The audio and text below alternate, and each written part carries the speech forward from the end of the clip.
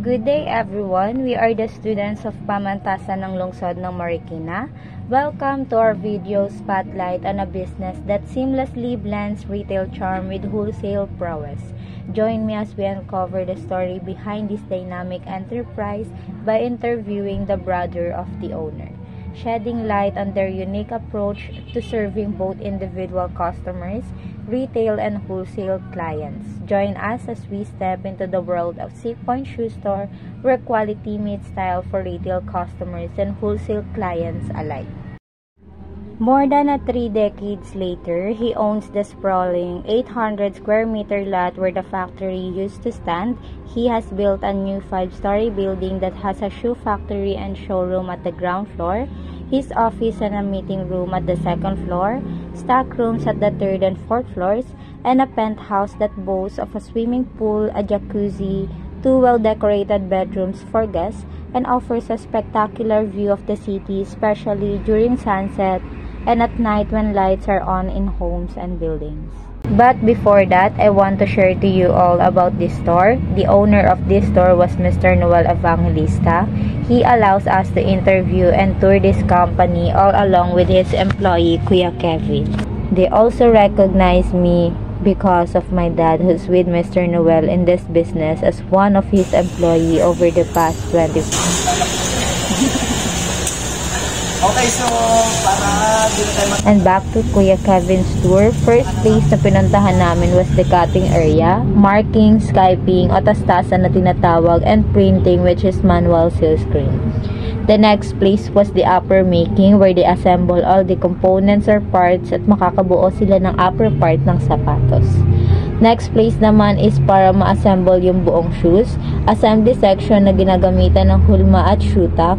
Next is applying adhesive and then lasting machine kung saan ilalapat ng upper part na nabuod kanina sa upper making na ilalagay na sa hulmahan. Papakita rin ang sapatos na kailangan ma-heat para matanggal ang mga umbok o gusot sa isang sapatos. After naman ay ilalagay na sa pantry, which is in oven din nila yan para mas lalong gumanda ang outcome nito. After nyo nilalagyan na yan ng adhesive ang buong ilalim para madikit na ang pinaka-sole nito. And after that, tatahiin na. Lastly ay sa finishing, which is ilalagay na doon yung shoe size, yung quality control, dapat ma-meet nila yon. Pag lalagay na sa plastic, ilalagay na sa box bago nila dalhin sa warehouse. And now we will proceed on interviewing Mr. June Evangelista, the brother of the owner. Hello, good morning po Sir June. Thank you for taking the time to speak with us today. We are conducting interviews to gain insights into the retail and wholesale aspect of the business. We appreciate your willingness to share your insights and look forward to learning for your perspective. How do you stay updated on the latest footwear trend and consumer preferences? kasi may mga displays kami. Lahat ng display namin, doon kami kumukuha na ano. Katulad niyan, gagawa kami ng siguro mga 4 to 5 samples. Then ilalagay namin sa tindahan. Titingnan namin doon sa mga customer kung magugustuhan nila. At meron din kaming tinitignan sa mga magazines. At meron din naman kaming mga gumagawa ng samples na merong idea kung ano ang maganda. So kung halimbawa naglagay kami ng sample 5, yung 3 doon kung alin yung interesado yung mga tao, nagagandahan sila, iyon ang ginagawa namin. Oo. Can you describe your target customer demographic and how you cater to their needs? Ano ang demographic is students. Mga estudyante. Lahat ng estudyante. Kasi pag nakuha mo estudyante, kasi pag lalo na pag mga college, sa mga primary schools, secondary, kasi ano yan, di ba? Elementary and secondary is high school. Tertiary is college.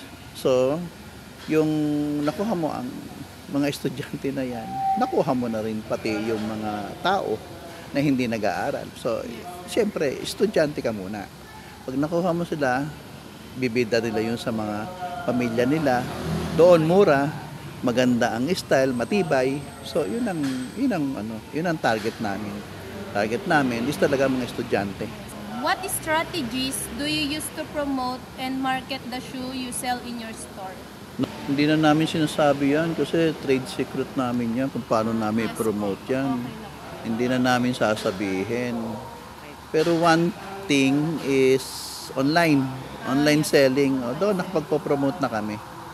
Marami na kaming online sellers kaya kumukuha sila rito.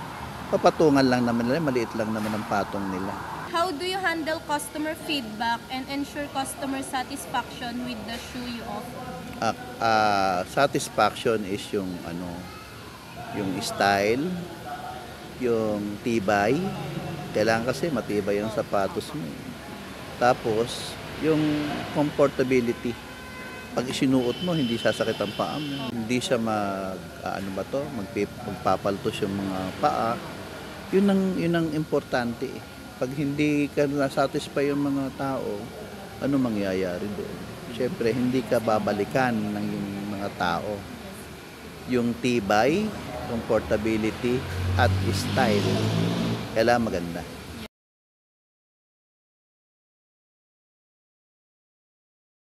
How do you source the shoes that you supply to retailers? Yung retailers kasi, sabihin na natin mga wholesale, sila yung pipili ng ng style. So merong ibang presyo ang siyempre, iba presyo niya. Iba ang presyo ng retail. Yung nakita nyo dun sa tindahan, puro retail yon. Pero pag may pumasok na wholesale, iba presyo. Nagbababa kami ng presyo. Siyempre, bigla yun eh. Maraming kukunin, no? Kahit magbawas kami ng presyo, okay lang yun. Walang problema.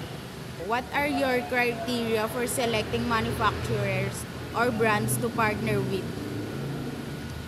Criteria, yun pa rin. Yung tibay, ganda, at saka yung comfortability. Yun din yun, siyempre.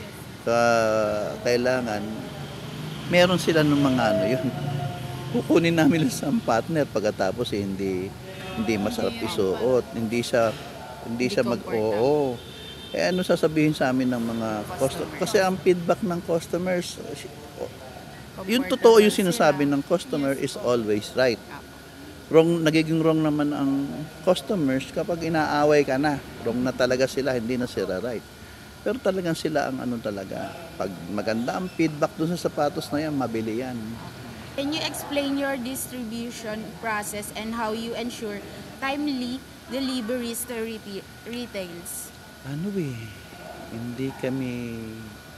Wala kaming sinusuplayan na ibang Hindi po kami. sarili namin mga tindahan yun.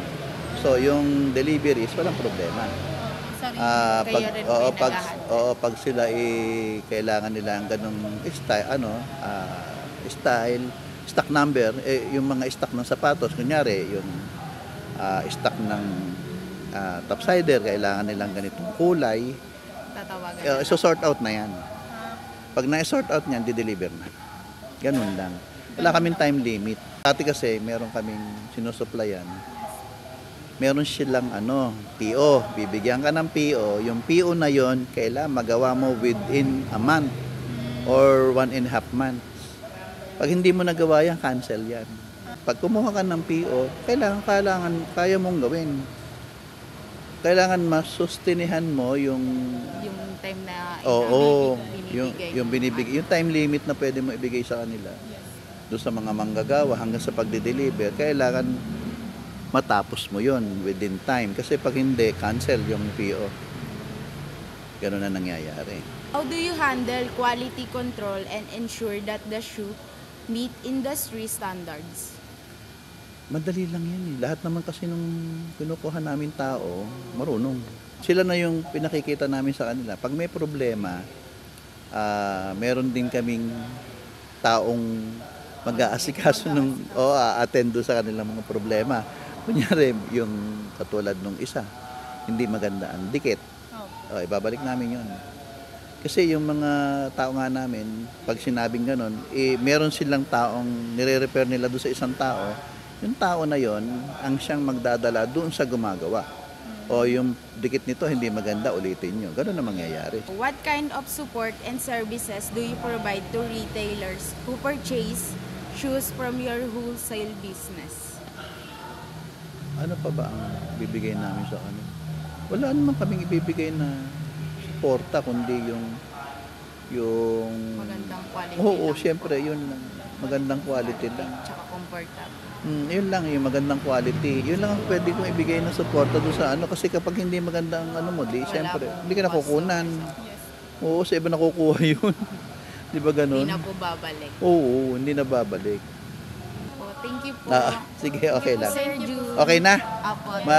Maliwanag ba yung napag-usapan natin? Opo. Sige. Okay, sana makatulong. Thank you, Mr. Noel Evangelista, and thank you, Seapoint Schuster, for having us. Thank you for the opportunity to interview with you, Mr. June, for this role at your wholesale and retail shoe company. We appreciate your time and consideration. We eager to apply the skills and knowledge we have gained as a student learning about the retail business. Thank you again for considering us.